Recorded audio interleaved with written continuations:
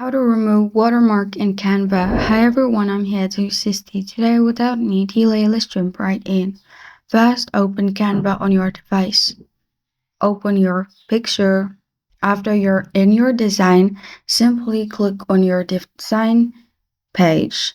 After you've clicked on your design page, click on edit at the top.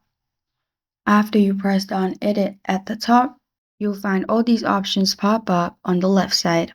Now scroll through it and search for Magic Eraser. Click on it. And after you click on Magic Eraser, you can simply select what you want to remove. You can select the watermark and it will automatically remove it for you. But this is the pro version. But you can simply get pro version and use Magic Eraser from here. This is how to remove watermark in Canva.